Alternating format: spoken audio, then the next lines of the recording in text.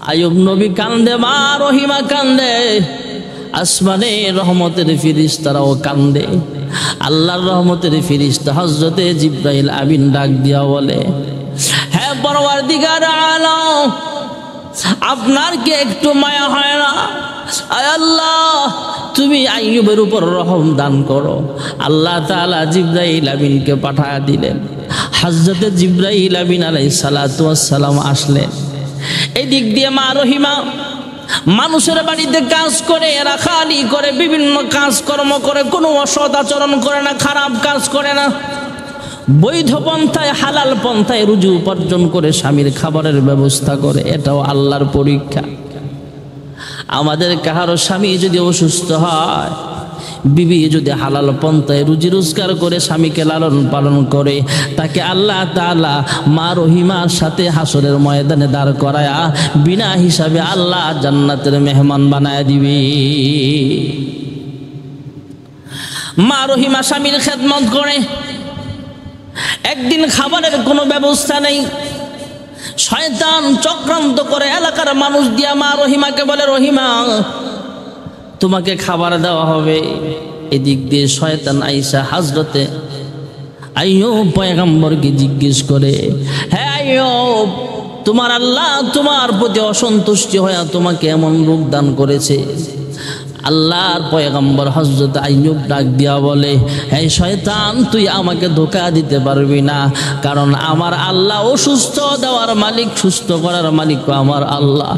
আমার আল্লাহ যদি আমাদের অসুস্থ বানায় পরীক্ষা করতে চায়, তাহলেও আমি আল্লাহর প্রতি নারাজ হব না, সবসময় আমি আল্লাহর প্রতি সন্তুষ্ট থাকব। এদিক দিয়ে মা রহিমার মাথার চুলগুলো বিক্রি করে দিলেন। শয়তান আইসা আইয়ুব পয়গম্বরের কানে কানে বলে, হে আইয়ুব, বুঝতে পারে নাই, আইয়ুব পয়গম্বরের সাথে মিথ্যা কথা বলে ধোঁকা দিলেন। হে আইয়ুব, তোমার স্ত্রী রহিমা অপকর্ম করার কারণে, নাউজুবিল্লাহ, অপকর্ম করার কারণে, গুনাহ করার কারণে মানুষ তার মাথার চুলগুলো কাইটা ফেলছে, অথচ অপকর্ম করে নাই। উনি একজন ভালো মানুষ, চরিত্রবান নারী। মা রহিমা আলাইহিস সালাম যখন স্বামীর কাছে আসলেন, আইয়ুব পয়গম্বর খাবার খেতে চায় না। কয়, কেন খান না? কয়, আমি অসুস্থ হওয়ার কারণে। তুমি কি কাজ করো আমি বুঝি না। তুমি কোথায় গিয়েছিলে? তোমার মাথার চুল কোথায় গেল? আইয়ুব পয়গম্বর একটু সন্দিহান হয়ে গেলেন, সন্দেহ করলেন। মা রহিমাকে ঘর থেকে বের করে দিলেন। মা রহিমা দূরে চলে গেলেন। মা রহিমা আলাইহিস সালাতু ওয়াস সালাম স্বামীর খেদমত করবে, খাবার নিয়ে পরের দিন আবার যখন আসলেন, আসার পরে তাকায়া দেখে কূপের সামনে কোনো মানুষ নাই, একটা কূপ দেখা যায়। আর ঝুপড়ি ছিল, এই ঝুপড়িগুলো এখন ঝুপড়ি নাই, ময়লা আবর্জনাও নাই, ভালো গাছ গাছালি দেখা যায়, পরিবেশটাও সুন্দর দেখা যায়। একজন সুন্দর সুদর্শন যুবক বসে আছে দেখা যায়। মা রহিমা চতুর্পাশে তালাশ করেও পায় না। যুবককে ডাক দেয়া বলে, হ্যাঁ যুবক, তুমি কে? আমার স্বামী আল্লাহর পয়গম্বর আইয়ুব অসুস্থ অবস্থায় এখানে ছিল, তিনি কোথায়? যুবক ডাক দেয়া বলে, রহিমা রে, আমার সামনে আয়, একটু আইসা দেখ আমার দুইটা চোখ তুমি চিনতে পারো কিনা, আমার নাকের ছিদ্র চিনতে পারো কিনা, আমার ঠোঁটগুলো চিনতে পারো কিনা, আমার কপালটা চিনতে পারো কিনা, কানগুলো চিনতে পারো কিনা। মা রহিমা লক্ষ্য করে দেখলেন, এটাই আমার স্বামী আইয়ুবকে দেখা যায়, আইয়ুবের মতো দেখা যায়। দুজন গড়াগড়ি করলেন, একজন আরেকজনকে জড়ায়া ধইরা কাঁদলেন, আল্লাহ আর শুকরিয়া আদায় করলেন। আইয়ুব পয়গম্বরকে আবার মা রহিমা ডাক দিয়া বলে, হ্যাঁ স্বামী আমার, আপনি এত সুস্থ হলেন কি হবে? কি হয়েছিল আপনার? কে আপনারে সুস্থ বানায় দিল? আইয়ুব পয়গম্বর বিস্তারিত ঘটনা শোনাইলেন। হযরত জিবরাইল আমিনকে আল্লাহ তাআলা পাঠিয়ে দিলেন। আল্লাহ রাব্বুল আলামিনের হুকুমে হযরত জিবরাইল আমিন আগমন ঘটে গেল। জিবরাইল আমিন আইসা বলে, এ আইয়ুব পয়গম্বর, আপনার পায়ের নিচে যে পাথরটা আছে, সেই পাথরটা পা দ্বারা ধাক্কা মেরে সরায়া দেন, দেখেন কি হয়। আইয়ুব পয়গম্বর কান্দে আর জিহ্বা লড়ায় বলে, ভাই জিবরাইল, আমাকে আল্লাহ রাব্বুল আলামিন এত সুস্থ বানায় দিছে, আবার হাত পা অঙ্গ প্রত্যঙ্গ সব পোকায় খেয়ে ফেলছে, এই পোকার কারণে আমার পা লড়াইতে পারি না। জিবরাইল তাকায়া দেখেন গো, আমার পায়ে গোশত নাই, শুধু হাড্ডি দেখা যায়। জিবরাইল, আমি আর পা লড়াইতে পারি না, পা দ্বারা কেমনে আমি পাথরে আঘাত করব? জিবরাইল আমিন বলে, ওগো আল্লাহর খলিল, ওগো আল্লাহর পয়গম্বর আইয়ুব নবী গো, আপনি কোনো কষ্ট করে হলো আপনি পাওটা একটু লড়ান। লড়ায়া যখন পাথরটা সরাইলেন, মহান আল্লাহ রাব্বুল আলামিন পাথরের নিচ থেকে আল্লাহ তাআলা জান্নাতি কুদরতি পানির ব্যবস্থা আল্লাহ করে দিয়েছে। হযরত জিবরাইল আমিন বলে, আইয়ুব পয়গম্বর আপনি এখান থেকে পানি পান করেন। আইয়ুব পয়গম্বর সেখান থেকে পানি পান করে, পানি খাইলেন। পানি খাওয়ার সঙ্গে সঙ্গে ভিতরের যত অসুস্থতা ছিল সব আল্লাহ ভালো করে দিয়েছেন। শরীরে যত পোকা মাকড় ছিল সবগুলো ঝরে জমিনে পড়ে দুনিয়া থেকে বিদায় হয়। আর আইয়ুব পয়গম্বর পোকা মাকড় মুক্ত শরীর হয়ে গেছে। এবার বলে আপনি গোসল করেন। আইয়ুব পয়গম্বর গোসল করলেন। ওনার স্কিনটা আল্লাহ রাব্বুল আলামিন, ওনার চামড়াগুলো আল্লাহ দবদবে সুন্দর বানায়া দিলেন। আগে যেমন সুন্দর ছিল এর চাইতে 1000 গুণ বেশি সুন্দর আল্লাহ ওনাকে বানায়া দিছে। এবার হযরত আইয়ুব পয়গম্বর মা রহিমার কাছে বিস্তারিত ঘটনা শোনালেন। মা রহিমা সহ হযরত আইয়ুব পয়গম্বর আলাইহিস সালাতু ওয়াস সালাম আল্লাহর কুদরতি বায়ে সাজদা দিয়ে শুকরিয়া আদায় করে। কারণ আল্লাহ পরীক্ষা করেন, পরীক্ষার ফলাফল আল্লাহ তাআলা ভালো দেন। আইয়ুব পয়গম্বরের ক্ষমতাও আল্লাহ তাআলা আবার ফিরাইয়া দিলেন। হযরত আইয়ুব পয়গম্বরের সন্তানগুলো আল্লাহ আবার ফিরাইয়া দিলেন। হযরত আইয়ুব পয়গম্বরের ফসলগুলো আল্লাহ ফিরাইয়া দিলেন।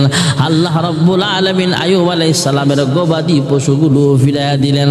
আল্লাহ তাআলা আইয়ুব পয়গম্বরের সব কিছু ফিরাইয়া দিলেন। আসমান থেকে মহান আল্লাহ রাব্বুল আলামিন বরকত নাজিল করে দিলেন।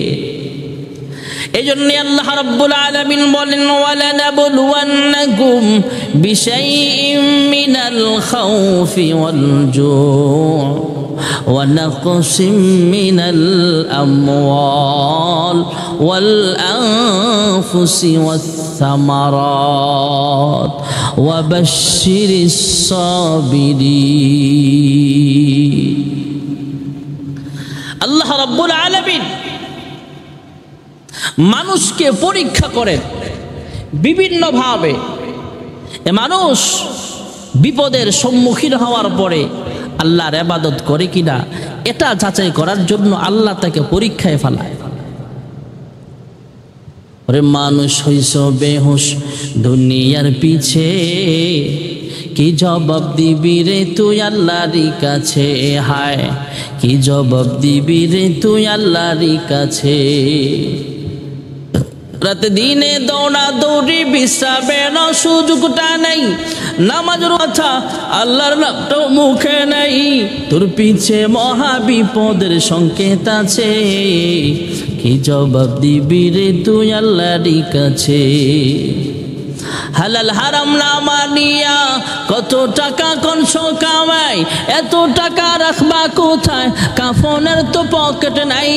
তোর পিছে মহা বিপদের সংকেত আছে, টাকা পয়সা লইয়া কি কেউ সঙ্গেতে গেছে? টাকা পয়সা লইয়া কি কেউ কবরে গেছে? কি জবাব দিবি রে তুই আল্লাহর কাছে? হায় কি জবাব দিবি রে তুই আল্লাহর কাছে? আমরা মানুষ, আল্লাহ তাআলা আমাদেরকে বিভিন্ন ভাবে পরীক্ষা করবেন। অসুখ বিসুখ দিয়েও আল্লাহ তাআলা পরীক্ষা করবেন। অনেক সময় আমাদের জ্বর হয়, শরীরের তাপ বেড়ে যায়, অসুস্থ বানায়ও আল্লাহ তাআলা পরীক্ষা করে। আল্লাহর হাবিব রাহমাতুল লিল আলামিন সাহাবায়ে কেরামদের বলে, ও সাহাবীরা, কারো যদি জ্বর হয় তুমি আল্লাহর নাফরমানি করবা না, আল্লাহর শুকরিয়া আদায় করবা, ধৈর্যশীল হয়ে যাইবা। আল্লাহ রাব্বুল আলামিন তোমাকে জাহান্নামের তাপ থেকে আল্লাহ বাঁচায় দিবে।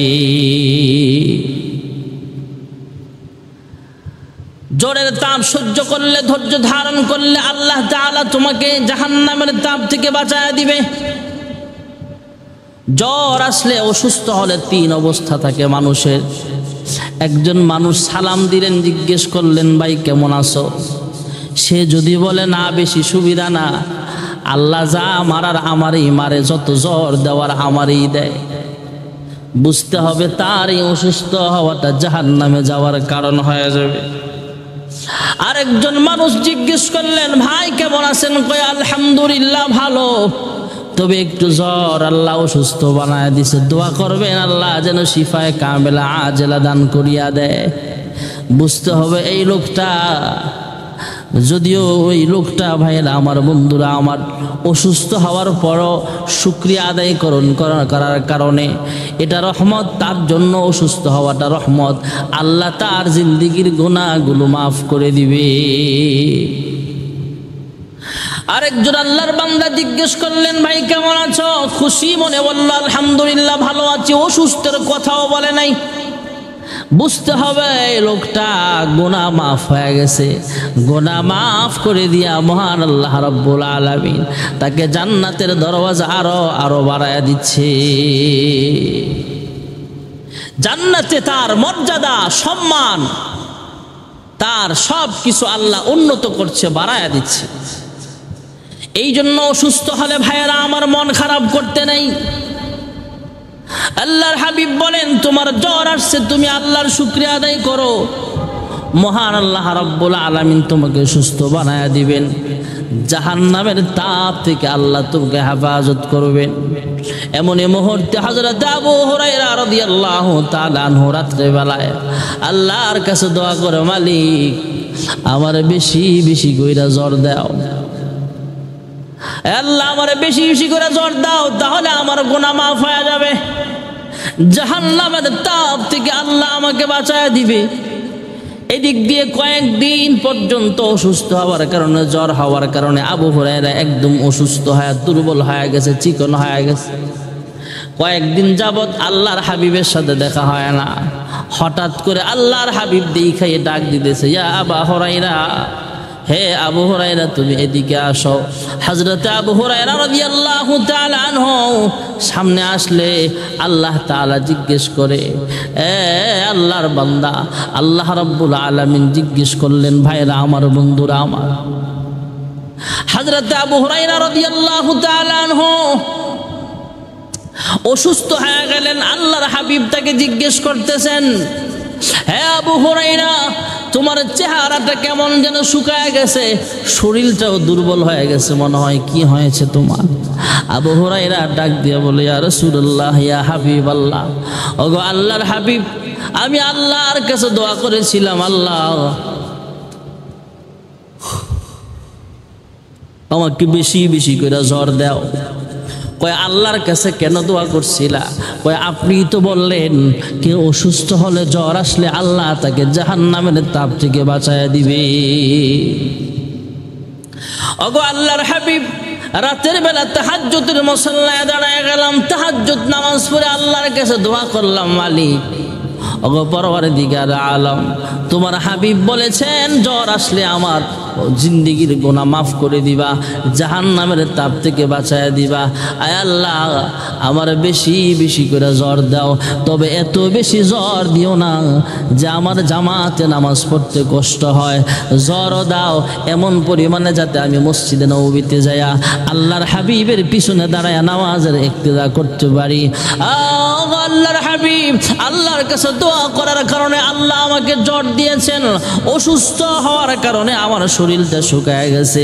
আল্লাহর হাবিব দুজাহানের সর্দার রহমাতুল লিল আলামিন ডাক দিয়া বলে, হে আবু হুরায়রা, আমি তো তোমাকে দোয়া করে জ্বর আনাইবার জন্য বলি নাই, আমি বলেছি শুধু কাহারও যদি অসুস্থ হয়ে যায়, কেউ যদি জ্বর এসে যায়, কাহারও যদি অসুস্থতা এসে যায়, তাহলে যেন সে ধৈর্য ধারণ করে সবর করে শুকরিয়া আদায় করে আল্লাহ রাব্বুল আলামিন তার গুনাহ মাফ করে দিয়া আল্লাহ তাআলা তাকে জান্নাতের মর্যাদা বাড়ায় দিবে, জাহান্নামের তাপ থেকে আল্লাহ তাকে হেফাজত করবে। এই জন্য যে কথাটা বলা আমার উদ্দেশ্য, আল্লাহ রাব্বুল আলামিন পৃথিবীতে মানুষকে পরীক্ষা করেন। وَلَنَبْلُوَنَّكُمْ بِشَيْءٍ مِّنَ الْخَوْفِ وَالْجُوعِ وَنَقْصٍ مِّنَ الْأَمْوَالِ وَالْأَنفُسِ وَالثَّمَرَاتِ وَبَشِّرِ الصَّابِرِينَ।